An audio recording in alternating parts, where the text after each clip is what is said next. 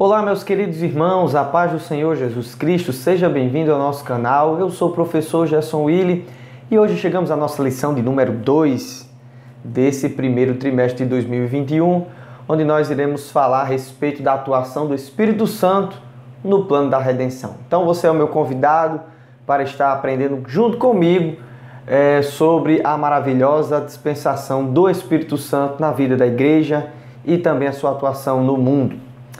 O nosso textual se encontra em Atos dos Apóstolos, capítulo 9, versículo 31, que diz assim: Assim, pois, as igrejas em toda a Judéia e Galiléia e Samaria tinham paz e eram edificadas e se multiplicavam, andando no temor do Senhor e consolação do Espírito Santo. A nossa verdade prática diz que a atuação do Espírito Santo é contínua e dinâmica na igreja, na vida dos crentes e os conduz desde a conversão até o final da jornada cristã. A nossa leitura bíblica, dessa vez um pouco mais curta do que de costume, em João capítulo 16, versículo 7 ao 13. Eu coloquei aqui 12, mas até o versículo 13. Todavia digo-vos a verdade que vos convém que eu vá, porque se não for, o Consolador não virá a vós. Mas quando eu for, vos-lo enviarei. E quando ele vier, convencerá o mundo do pecado e da justiça e do juízo. Do pecado, porque não crê em mim. Da justiça, porque vou para meu Pai, e não me vereis mais. E do juízo, porque já o príncipe deste mundo está julgado. Ainda tenho muito que vos dizer, mas vós não podeis suportar agora. Mas quando vier aquele Espírito de verdade, ele vos guiará em toda a verdade, porque não falará de si mesmo, mas dirá tudo o que tiver ouvido, e vos anunciará o que há de vir.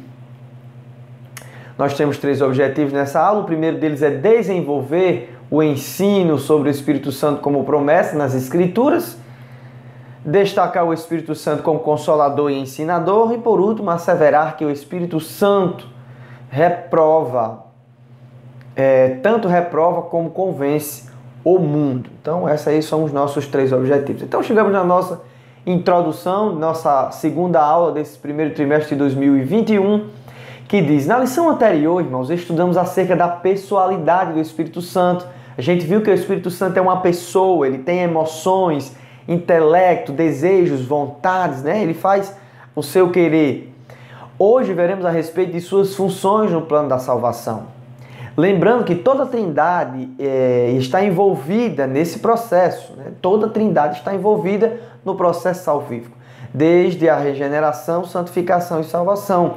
A bênção apostólica nos fala algo a respeito. Vejamos o que diz a bênção apostólica. A gente viu a bênção apostólica na aula passada, mas agora a gente vai fazer uma distribuição melhor, mas um pouco mais pedagógico daquilo que a gente viu na semana passada. Então, o que é que diz aqui em 2 Coríntios 13, 14? A graça do nosso Senhor Jesus Cristo e o amor de Deus e a comunhão do Espírito Santo seja com todos vós. Amém. A gente vai ver a Trindade envolvida nessa bênção apostólica aqui. Toda ela está envolvida. E aí nós vamos observar que são bênçãos derramadas a toda a igreja, O apóstolo ali está evocando a Trindade Santa e dizendo que ela faz, tem bênçãos para a igreja, derrama-se as bênçãos nesse período através de cada uma da pessoa da Trindade, da Trindade divina. O que é interessante aqui, irmãos, é que o apóstolo Paulo ele não começa por Deus Pai, depois, geralmente essas referências a gente faz muito no nosso dia a dia, mas se eles são coeternos, se eles não têm aquela escadinha que a gente viu também, que os arianos pensavam que eram assim, eles não têm uma ordem geral no sentido de, na hora que você for falar, alguém acha que está cometendo pecado porque falou Jesus Cristo antes de Deus. Não, irmãos, eles coexistem, subsistem por si próprios, e eles pensam iguais, são iguais em essência, em poder. Então veja, a graça do nosso Senhor Jesus Cristo, a graça, que é o favor imerecido através de Jesus Cristo, o Filho de Deus, está derramado sobre a igreja. A igreja não está, não é repleta de pessoas que se consideram bondosas por si próprio. Ela é repleta de pessoas que se consideram ruins, mas pela graça, um favor imerecido, Cristo executa a obra da redenção, assim aperfeiçoando essas pessoas para Deus. O importante é que o cristão verdadeiro, ele nunca vai achar que ele é uma pessoa 100%, que ele é realmente alguém perfeito, né? Ele nunca vai encontrar isso. Por quê? Porque o Espírito Santo está nele, ele vai observando que se o Espírito estivesse fora, ele não tivesse a presença do Espírito Santo, ele não teria condições de ser salvo. Então, ele vive observando o tempo todo que foi salvo pela graça. E aí a gente vai ver o amor de Deus, né? Que é o amor em relação ao Pai. O apóstolo João fala sobre isso, né? Em João 3,16, quando ele diz que Deus amou o mundo de tal maneira. Em outras passagens ele vai falar, né? O amor de Deus, né? Que nos amou. Aí vai falar o sangue de Jesus Cristo. Então o amor de Deus é a expressão sobre a humanidade, dele ter enviado o seu Filho, né? Dele ter promovido as alianças para se comunicar com o homem. Veja que quando Adão pecou, Adão não procurou Deus, mas Deus é quem chama o homem, né? Adão, onde você está? Então, em toda a aliança, em todas as dispensações, nós observamos que Deus é quem procura o homem. E essa procura mostra o interesse dele, e esse interesse mostra o amor. É o amor de Deus sobre a humanidade que fez com que o Filho, né, a segunda pessoa da Trindade, nesse esquema de funções, viessem aqui para executar o plano da redenção. Lembrando que os três estão envolvidos, né? E aí a comunhão do Espírito Santo, né? Só é possível a unidade da igreja por meio desta comunhão que o Espírito Santo promove. Então, sem a comunhão do Espírito Santo, a igreja não conseguiria subsistir por si própria. Pense comigo aqui, irmão. Ninguém recebe salário na igreja. Eu estou falando aqui do conteúdo da Assembleia de Deus, exceto os irmãos que estão no trabalho de campo. Porém, na cidade, geralmente o pastor tem um emprego. Mas vamos tirar a questão do pastor, né? Os outros irmãos que trabalham ali na igreja, como líderes de departamento, geralmente não recebem um salário fixo. E essas pessoas continuam na igreja lidando com pessoas, às vezes que é difícil de lidar com pessoas, né? E talvez isso seja o mais difícil de se lidar. A gente tem que pensar assim, a gente sempre gosta de olhar para o defeito dos outros, mas cada um de nós temos defeitos e parece improvável que isso dê certo. Que uma comunidade que não tenha bens financeiros em comum para receber, eu não vou para o culto porque hoje ninguém vai pagar minha diária no culto, né? Ninguém vai pagar uma hora extra se eu chegar um pouco mais cedo do culto. Ninguém recebe dinheiro. Então, a gente vai pela comunhão. É porque o Espírito Santo que promove essa comunhão. Dos imperfeitos, ele promove a perfeita comunhão no sentido espiritual. É claro que sempre vai existir os resquícios humanos, porque aonde o ser humano está, tem falha. Então veja, a graça derramada sobre a igreja, através de Jesus Cristo, o amor de Deus revelado no plano da salvação e a comunhão do Espírito Santo que é empregada na organização da igreja. A igreja é organizada pela comunhão. E a gente tem a ver, né, na bênção apostólica, a consolação. O Espírito consola. E nós vamos ver nos slides aqui na frente. Então, fique entendido aqui nessa introdução que o Espírito Santo, Jesus e Deus Pai, eles têm funções e derramam as suas bênçãos, né? E o Espírito Santo está no meio da igreja, Jesus está no meio da igreja, o Pai está no meio da igreja. Nós se comunicamos, Ele é o Deus conosco, por causa que o Espírito Santo está conosco, habitando dentro de nós. Então, no nosso primeiro tópico, o Espírito Santo como promessa. O plano de salvação não se diz respeito a apenas uma pessoa da Santíssima Trindade, como a gente viu. Este projeto foi pensado e executado pelo Deus Trino e Uno. Cada componente da Trindade tem uma função peculiar na obra salvífica.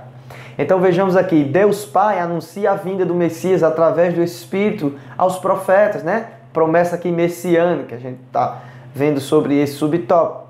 Romanos capítulo 1, versículo 2 vai falar a respeito disso. A profecia da vinda de Jesus é acompanhada pelo derramar do Espírito Santo. Então veja, o Espírito Santo trabalhando na promessa da vinda de Jesus e também lembrando que quando Jesus vier também vai haver o derramar do Espírito Santo. Que coisa interessante, né? Porque às vezes a gente diz assim, tem funções, então cada um ficou e o outro... Não, irmão, se eles são iguais em poder e essência, o que um está fazendo, o outro também está fazendo. Mas por que a gente faz isso, né? Para ter uma sistemática melhor, para a gente entender mais ou menos essas questões. É claro que ninguém vai conseguir exaurir, né? Quem é Deus, como Ele faz as coisas. Ninguém vai conseguir pensar isso de uma forma completa, porque Deus é infinito, está além das capacidades intelectuais humanas. Então a profecia da vinda de Jesus é acompanhada pelo derramado do Espírito Santo e anúncio do Espírito Santo a todo o povo aqui, como a gente vê nessas referências de Isaías também em Joel. Então o Espírito Santo está ali, né? Trabalhando também no Antigo Testamento, mostrando essas questões que a gente vai ver no próximo slide. Então Deus previu e planejou tudo antes da história humana. Vejamos o que diz 1 Pedro 1:2. Eleito segundo a presciência do Deus Pai, então o Pai aqui elegeu, em santificação no Espírito, o Espírito Santo aqui trabalhando na obra da santificação. Para quê? Essa santificação para a obediência e aspersão do sangue de Jesus Cristo. Graça e paz vos sejam multiplicadas. Então veja a Trindade mais uma vez, né? E o Espírito Santo com a sua função aqui sendo mostrada pelo apóstolo Pedro. Então é como a gente ouviu falar da pericorese, né? Eles estão trabalhando juntos, coadunados, numa coreografia, se a gente assim pode usar esse termo. Então chegamos no nosso subtópico 2, na Antiga Aliança, o Espírito Santo com promessa na Antiga Aliança. Então na Antiga Aliança o Espírito Santo atuava de forma diferente da que opera após o dia de Pentecostes. No Antigo Testamento ele atuava de forma específica e capacitadora. Então a gente vai ver aqui da questão da unção de Davi, né? Essa imagem que eu coloquei aqui da unção de Davi, quando Samuel chega, vai ungir Davi, ele fica cheio do Espírito Santo, né?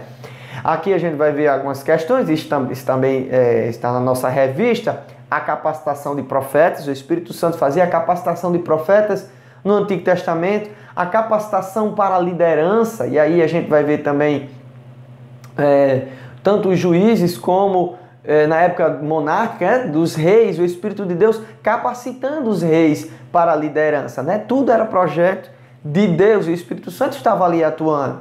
Capacitação para milagres, e assim a gente vai ver vários milagres e também revelações. Era o Espírito quem fazia, né? Deus Pai estava ali operando em tudo através do Espírito Santo. Glória a Deus por isso. E também em obras específicas. A gente vai ver aqui sobre Bezaleel, né? Que ele recebeu o Espírito Santo de Deus para ter uma obra, fazer obras artísticas, né? Para fazer os desenhos do templo, para fazer as molduras, aquilo que precisava ser feito. Então ele chegou ali e foi dotado de inteligência e sabedoria de Deus, né? De destreza, para estar fazendo a obra do Senhor naquele período. Então também o Espírito Santo estava ali para fazer em relação à liderança militar e política, como a gente vê aqui em Juízes 3:10 e Zacarias, capítulo 4, 6 e 7, quando nós vemos que o sumo sacerdote Josué estava ali com as suas vestes sujas, e depois a gente vai ver aquela história como a gente viu nos trimestres passados, quando nós estudamos a respeito de Neemias e Eja, né? Que Zacarias depois ele tem uma visão a respeito das duas oliveiras, vertendo azeite num candelabro, e o Senhor diz: não por força nem por violência, mas pelo meu Espírito, diz o Senhor. Ele que vai capacitar para que o pessoal faça, né? Que continue Zorobabel e o sumo sacerdote Josué, filho de Josadaque. Então vejamos aqui no nosso subtópico 3, a promessa do Consolador. João capítulo 16, versículo 7 ao 12, diz o seguinte: todavia digo-vos a verdade, que vos convém que eu vá, porque se eu não for o Consolador, não virá até vós, né? Não virá a vós. Então veja aqui, a vinda do Consolador estava associada à ascensão de Jesus e à obra expiatória do Calvário. Entendemos assim que o Deus Trino participa de cada obra, mas as funções são distribuídas entre a divindade. Então Jesus estava dizendo: eu vou ao Pai e o Espírito Santo vai vir, né? Chegou o momento de eu subir aos céus e agora o Espírito vai vir. Eu preciso subir para que o Consolador chegue até vocês. Então vejamos a promessa na pregação de Pedro, né? Era uma promessa. Quando Jesus vier, que ele for, o Espírito vai ser derramado. Então, Atos capítulo 2, versículo 32 e 33 diz: a este, Jesus, Deus ressuscitou, do que todos nós somos testemunhas. Veja, exaltado, pois à destra de Deus, tendo recebido do Pai a promessa do Espírito Santo, derramou isto que vedes e ouvides. Então, quando ele foi entronizado à direita de Deus, o Espírito Santo de Deus vem e desce, porque era a promessa. E aqui Pedro está discursando para as pessoas, está dizendo: isso aqui que vocês estão vendo, né? As línguas repartidas como fogo, as pessoas falando em outros idiomas, isso aqui é uma promessa, porque vocês mataram a Cristo, mas ele ressuscitou, e quando ele se entronizou à direita do Pai, o Espírito Santo desceu, porque era uma promessa. Glória a Deus por isso. Então chegamos no nosso tópico 2. O Espírito Santo consola e ensina. Vamos ver as funções do Espírito Santo em relação ao nosso cotidiano hoje. Então ele é consolador, ensinador e ajudador. São as três coisas que nós vamos ver agora. Então a palavra consolador, né, que é parakletos, vem da preposição para ao lado de próximo, né? Ao lado de, então próximo, né? Ao lado e próximo de algo. E kaleo, chamar ou convocar. De modo que essa palavra significa defensor, advogado, intercessor, auxiliador, paracleto.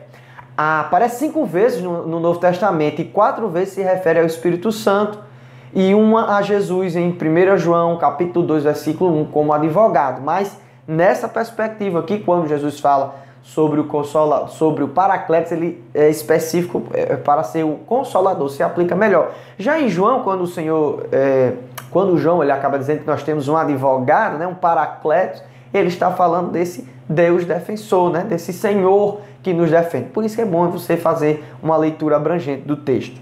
Então ele é o nosso defensor, ele veio para nos ajudar, ele é quem faz a nossa defesa, né?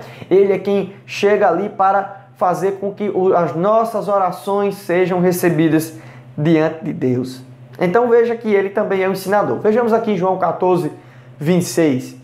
Faz lembrar das palavras de Jesus e ensina todas as coisas sobre ele. A função do Espírito Santo. O Espírito Santo faz com que você se lembre daquilo que você escutou a respeito de Jesus, né? Você está em casa e às vezes começa a lembrar de uma pregação, de uma palavra que você leu, o Espírito Santo está falando. Porque pela nossa natureza humana própria, a gente rejeitaria totalmente as coisas de Deus por conta do nosso erro. Mais uma vez, restaurados por Cristo, somos novas criaturas e agora temos o Espírito Santo.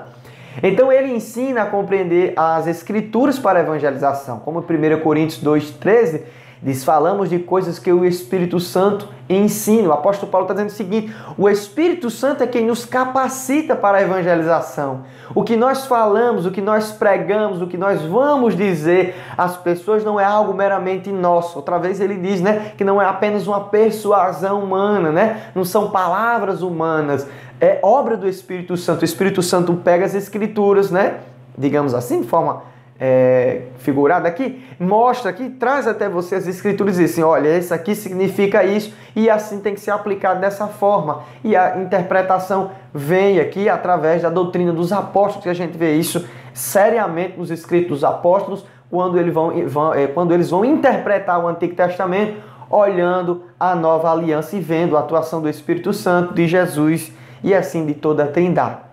Então ele também é o ajudador. Romanos capítulo 8, versículo 26 diz o seguinte: e da mesma maneira também o Espírito ajuda as nossas fraquezas, porque não sabemos o que devemos pedir como convém, mas o mesmo Espírito intercede por nós com gemidos inexprimíveis. Então veja, na oração do cristão, o Espírito Santo, ele intercede porque a gente é falho, é fraco. Nós não sabemos orar como convém. Às vezes você quer orar falando de alguma questão e está precisando de outra. O âmbito espiritual, o Espírito Santo ora melhor do que você. Ele sabe melhor do que você. Ele conhece melhor as suas fraquezas. Então, um exemplo aqui, né? Você é pai e está indo no supermercado e você sabe que você está levando seu filho lá, o seu filho está insistindo muito a você querer comprar tal coisa, mas você sabe que aquilo não é essencial. É mais ou menos isso. A gente está pedindo a Deus, mas Ele sabe o que é essencial. Nem tudo aquilo que você pede, você vai receber, porque Deus ele sabe o melhor. No entanto, quando você pede segundo o Espírito Santo, você vai receber, porque a vontade de Deus é boa, perfeita e agradável. Então, uma observação aqui que a gente tem que fazer: A ajuda dada pelo Espírito Santo não tira, olha, veja bem, não tira a responsabilidade do cristão de estudar a Bíblia, como alguns defendem. Estudar as Sagradas Escrituras é a obrigação do cristão. João capítulo 5, versículo 39, o Senhor diz, né? Vocês erram, né? Porque não conhecem as Escrituras e nem o poder de Deus. E aí a palavra também de Deus diz que examinai as Escrituras, observem, examinem, coloquem ali as Escrituras como análise. Você vai ter que fazer uma análise das Escrituras. E muitas pessoas dizem, não, eu tenho o Espírito Santo, eu vou pregar em tal lugar, eu vou dar uma mensagem em tal lugar, não preciso nem estudar. Irmãos, isso não existe. Se a Bíblia diz que o Espírito Santo é quem faz lembrar das palavras de Jesus e compreender as palavras de Jesus, como é que você não quer estudar? Então não exime, né? Algumas pessoas dizem aí, não preciso estudar. Eu sou uma pessoa que o Espírito Santo traz a revelação para mim sem precisar da Bíblia. Ora, se a Bíblia foi revelada pelo Espírito, trazida até nós pela vontade do Deus soberano, ele agora vai desprezar a sua palavra para trazer o tipo de revelação? De maneira alguma, meus irmãos. O Espírito Santo é Deus, ele convence o homem do pecado e ele está acima de todas as coisas. E a palavra de Deus é uma ferramenta, como diz ali em Efésios capítulo 6, né? A espada do Espírito, a espada, né? Nós temos a espada, o armamento do Espírito é a palavra de Deus. Então, nada de dizer que estudar vai deixar você frio, pelo contrário, essa é uma ideia muito errônea, né? Que nós temos esses últimos dias, dizer que estudar a palavra de Deus vai deixar você frio espiritualmente. De que maneira você está estudando, né? A palavra de Deus? Na visão ateísta, que diz que leu a Bíblia várias vezes e não encontrou nada, sinceramente, se for sem o Espírito Santo, simplesmente para ter um conhecimento basilar e para você ser uma pessoa arrogante nesse aspecto, então com certeza o Espírito Santo não vai estar ali e você vai apenas ficar inchado de conhecimento. Mas quando o Espírito Santo está ali, ele promove o ensino, o consolo, a ajuda e vai fazer você um instrumento na obra de Deus. Então vamos para o nosso último tópico. Chegamos aqui falando sobre o Espírito Santo reprova e convence o mundo. Então a salvação está à disposição de todos nós, mas há necessidade de alguém para persuadir a humanidade. Essa função de persuasão da humanidade é obra do Espírito Santo. Sem o Espírito, seria impossível o homem contemplar o seu estado atual de pecado e o julgamento vindouro. Então, o Espírito Santo ele vai reprovar o mundo, ele vai dizer, esse mundo está condenado, mas ele vai convencer as pessoas que o Jesus é o caminho. Vejamos aqui algumas funções, né? O Espírito Santo convence o mundo do pecado. O Espírito Santo consegue convencer o incrédulo do seu estado de incredulidade e como a sua falta de fé o levaria à morte por não aceitar a obra redentora do eterno Salvador. O apóstolo Paulo foi alvo da obra do Espírito Santo e caíram-lhes as escamas dos olhos. A gente sabe que foi uma questão física, né? Mas a gente sabe que na questão espiritual, quando fala a questão das escamas dos olhos, né? Quando não diz chegar lá para orar por ele, sabemos que a questão espiritual caíram-lhes essas escamas e ele agora viu. Paulo estava ficando cego, ficou cego para o mundo, mas Deus abriu os olhos para as coisas espirituais. É assim que acontece na conversão. O Espírito Santo, ele faz com que você deixe de olhar para o mundo. Não estou dizendo de uma questão física, né? Ele deixa de olhar, de brilhar os olhos para as coisas do mundo e ele agora vai abrir os olhos para Deus, que outrora era fechado, não observava, não via. Então o que é que o Espírito Santo faz? Ele chega até o homem e ele começa a dialogar com a sua alma, com o seu intelecto e ele diz, olha, você é um pecador. Sem esse diálogo, irmãos, sem o Espírito Santo se aproximar das nossas vidas e mostrar que éramos pecadores, nós não conseguiríamos chegar, nós não conseguiríamos ser salvos porque nós temos as nossas autoindulgências, né? Nós queremos ser melhores e nós queremos nos auto-perdoar por nós próprios, queremos dar desculpas e nós nunca chegaremos lá. Mas o Espírito chega e começa a dizer, você é pecador, você não tem condições, e aí você começa a entender que você precisa de um Salvador. Então vejamos aqui, o Espírito Santo convence o mundo da justiça. O Espírito Santo nos leva a entender que a nossa justiça não passa de trapos de imundície, como diz aqui em Isaías 64, versículo 6. Ele nos leva a enxergar que somente por meio da justiça de Jesus, aqui faltou o A, né? Da justiça de Jesus, é que conseguimos nos libertar da lei do pecado e confiarmos que agora temos um advogado que intercede por nós. Então, o que é que o Espírito Santo faz? Ele vai e nos mostra, olha, você é um pecador, você não tem condições. Olhe para agora o que Jesus fez na cruz. Veja que ele vai trabalhando, né, nessa obra salvífica e vai mostrando ao pecador que ele não tinha saída alguma. Antigamente, né, lembrando da questão humana do período do pecado, olha o pecador e vê o mundo e diz, tá bom, tá tudo tranquilo, eu tenho uma vida tranquila e saudável, não tenho necessidade de coisa alguma. Mas aí vem o Espírito Santo, começa a mostrar: você é um pecador e você é carente da justiça divina. Os seus benefícios, aquilo que você acha que você faz de bom, isso não passa de trapos de imundície. Chegamos aqui no nosso último subtópico. O Espírito Santo convence o mundo do juízo. Então, esse juízo é de caráter duplo. Primeiro, é uma referência aos nossos pecados, nossos pecados que foram julgados. Irmãos, aqui foram julgados, certo? Lembrando que esses erros de digitação geralmente eu corrijo para estar disponível nos slides para vocês. Que foram julgados por Cristo na cruz. Então, Cristo julgou os nossos pecados ali na cruz. Então, o Espírito mostra, né? E o segundo aqui é o julgamento de Satanás, que foi derrotado na morte e ressurreição de Cristo. O Espírito Santo mostra ao ser humano de como a obra de Cristo alterou o curso das coisas, né? Então ele mostra que o diabo, veja aqui que a gente observa, né?